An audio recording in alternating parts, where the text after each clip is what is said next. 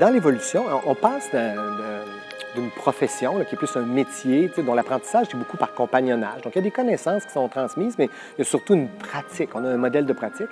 On passe de la Nouvelle-France, d'un régime français, à un régime britannique, lequel va mener donc à l'évolution de sa formation, à la création fin du 19e de diplômes universitaires.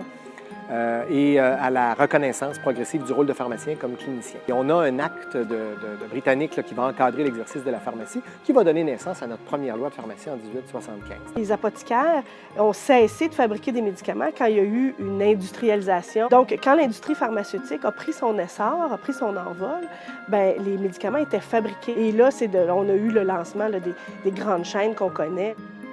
Au début des années 70, quand il y a eu la refonte du Code des professions, le pharmacien avait une loi qui était différente vraiment de ce qu'il y avait auparavant.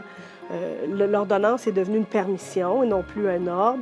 On devait avoir un dossier patient. La liberté que les pharmaciens ou les apothicaires avaient il y a 2, 3, 400 ans était quand même parfois plus grande que celle du pharmacien d'aujourd'hui. Alors ça, c'est intéressant de regarder l'histoire et de voir que l'encadrement réglementaire des professions, paradoxalement, réduit parfois la liberté, mais tout ça fait partie d'une société qui se complexifie et qui cherche à établir des règles. Ce qui est important, c'est le professionnel qui œuvre auprès des patients, qui, lui, est là pour servir la population. Je pense qu'on ne peut pas faire abstraction de ce qu'on a été pour comprendre ce qu'on est, puis pour vouloir aller quelque part. Il faut continuer de s'inspirer de l'histoire et dans notre façon d'envisager la profession pour regarder vers l'avant. Et Louis Hébert est un bon modèle que c'est l'occasion de bien célébrer cette année.